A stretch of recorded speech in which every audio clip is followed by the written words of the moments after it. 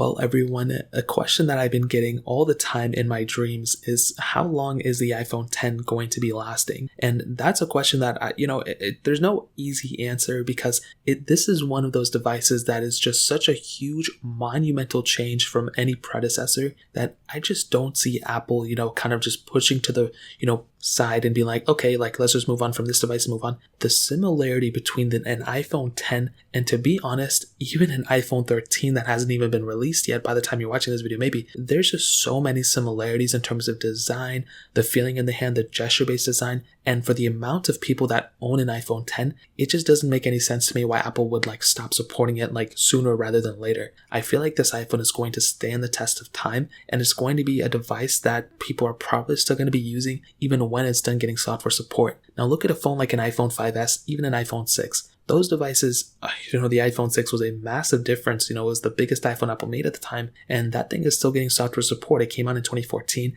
and it's still getting software support. It lasted for quite a bit of time, if I'm being honest. The iPhone 5S especially, lasted a crazy amount of time. It's just unbelievable how long that phone lasted. So those are massive things to keep in mind. The iPhone 10 was essentially the next massive iteration, the biggest change that we saw in 2017. And because of that, the iPhone 10 is going to be lasting, I think, longer, rather than something like an iPhone 6, in my opinion. So it was a $1,000 phone when it came out in 2017. It's 4 years old coming up this year. And based off the, logic of most people, they'll probably say, oh, well, the iPhone 10 will last, 1 year longer than the iPhone 7. So theoretically, iOS 16 should be probably the last version of iOS for the iPhone 10. But one thing a lot of people always forget is that back when the iPhone 10 came out, it didn't come out the first day of an iOS version. Typically at that time, most iPhones would come out that same day or within the first week or two. It wouldn't come out super late. This year, with the iPhone 12s, that ended up being the case. The iPhone 12s came out super late because, the pandemic and all that. Now, when you have an iPhone 10, it got released I think a month and a half after the iPhone 8s came out. And that's a big difference, especially at that time. It was on iOS 11.2 or 11.1 point something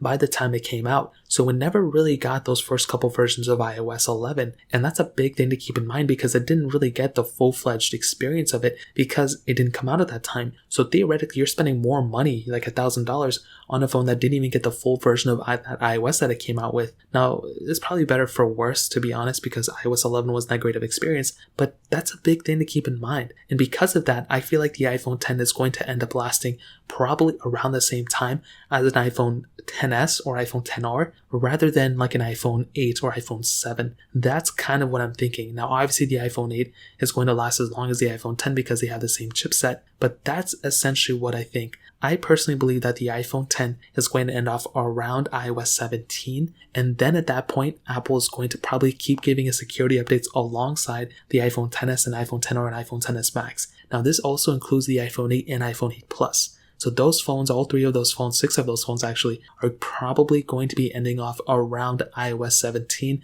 and then they're going to be getting security updates after that. So take it as you will, but that's essentially how I see how long the iPhone 10 lasting in this day and age. If you guys have any other questions or anything, let me know in the comment section below. Hit the like button, that'll mean so much, but definitely hit that subscribe button. Every single subscriber that we get really does count, so it means so much if you guys can hit that. More importantly than everything else, I love every single one of you guys. Hopefully I'll catch you guys in the next video. Peace out till then.